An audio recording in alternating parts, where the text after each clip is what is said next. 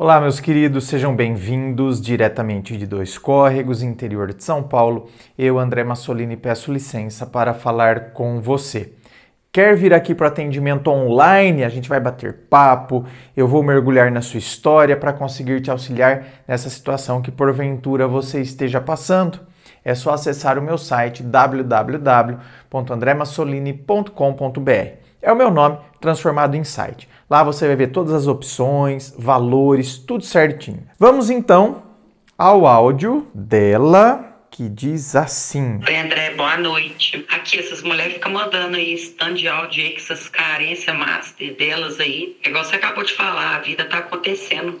Gente, a maioria de nós a gente já mais viveu do que tem vida para viver. E a gente vai deixar de ser feliz porque não tem ninguém? Pelo amor de Deus, gente. Vai buscar autoconhecimento, buscar amor próprio, inteligência emocional, que isso tudo cura, isso tudo liberta.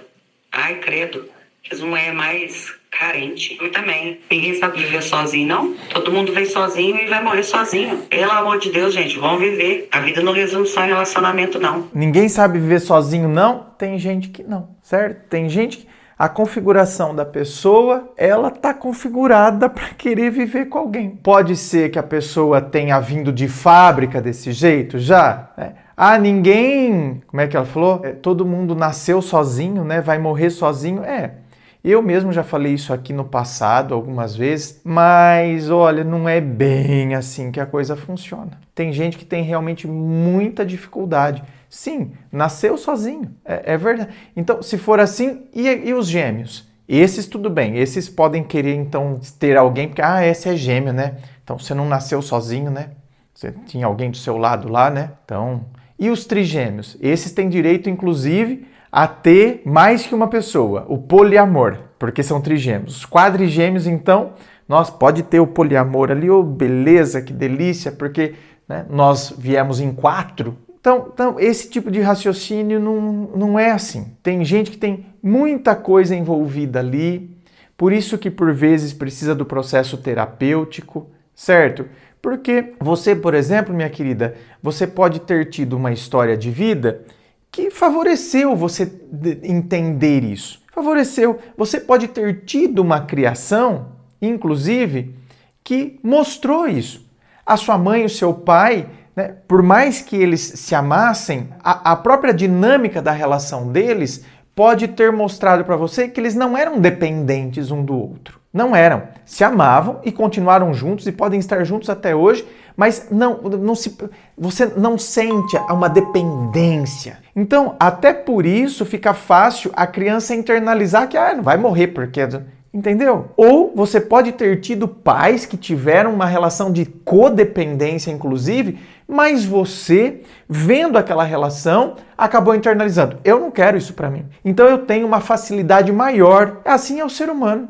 Você está vendo que aqui eu dei exemplo tanto da criança que cresceu num lar onde a dinâmica dos pais mostrou que ali não havia dependência, embora houvesse amor. E eu disse também que aquela criança pode ter crescido num lar onde uma relação de super codependência, dos dois inclusive, beirando a uma relação muito tóxica. E ainda assim, eu posso ter ficado assim, super de boa. Por quê? Porque aquela relação mostrou o que eu não quero para mim e a partir daí eu vou estruturando o meu pensamento a partir disso. Então eu me desenvolvo, né, de uma maneira. E tem pessoas podem ter tido experiências super negativas, podem ter tido experiências de rejeição e abandono na infância, por exemplo, e agora elas têm pavor de rejeição, elas se pelam na iminência de um abandono. Então, sim, ela vai ter dificuldade de se ver sozinha? Muita. Porque se ver sozinha é se ver abandonada. Se ver sozinha é enxergar aquela criança abandonada. Geralmente, abandono vem da infância. Geralmente, não estou dizendo que é regra. Eu já atendi cada caso aqui, gente, de pessoas que têm um negócio, parece que o abandono vai sufocar a pessoa, se ela se sentir minimamente abandonada ou rejeitada. E aí você vai mergulhar na história, você vê, por exemplo, uma criança que teve que ficar grudada no portão, vendo a mãe se afastar e ela pedindo pelo amor de Deus para a mãe não deixar ela. Você imagine uma cena dessa. Parece até cena de filme, não parece? Não, gente, são cenas relatadas aqui, de pessoas reais e concretas, que relatam aqui no atendimento para mim. Então você imagine isso acontecendo na vida real de uma criança. Essa pessoa depois se torna uma pessoa adulta, essa criança vai crescer, se torna um adulto, e esse adulto, portanto, vai ter dificuldade de se enxergar sozinho? Muita. Por isso que a gente tem que entender algumas dificuldades das pessoas, não é porque, cria vergonha na cara, deixa de ser carente. Não, tem muito mais coisa envolvida.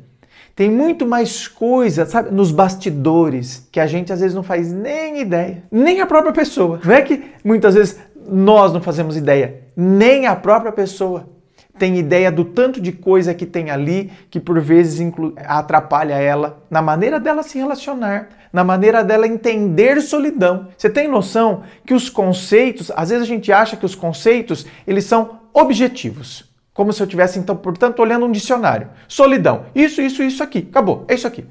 A definição de solidão pode ser essa. É uma definição objetiva. É isso aqui. Agora, como eu vou perceber a solidão?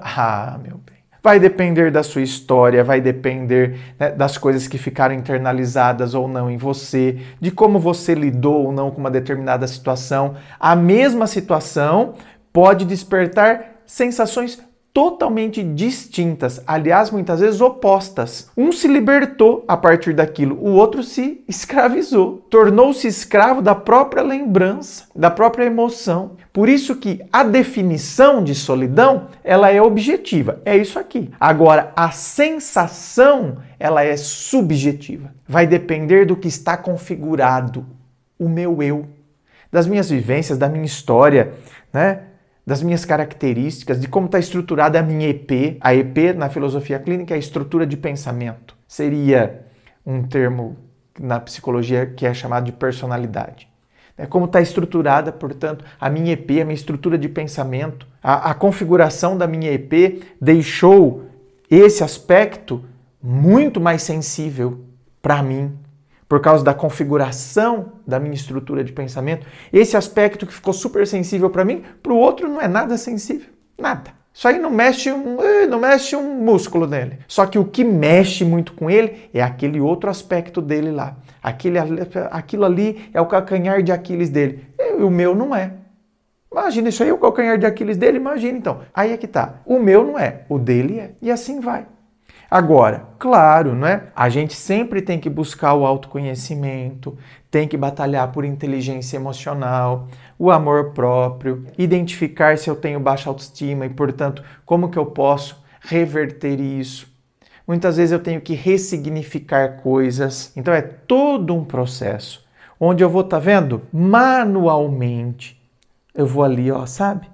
Retocando a pintura do meu eu. Eu tenho que fazer alguns retoques. Tem coisa que eu tenho que praticamente apagar. Tem outras coisas que eu tenho que pintar de novo. E aí a gente vai, sabe? Essa é a maravilha. Nós podemos fazer isso. A gente pode recomeçar, refazer, né?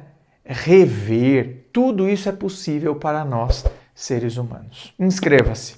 Fico aqui aguardando a sua inscrição. Se você curtiu, dá o seu joinha, compartilhe com seus amigos. Muito obrigado, beijo no coração e, é claro, um forte abraço.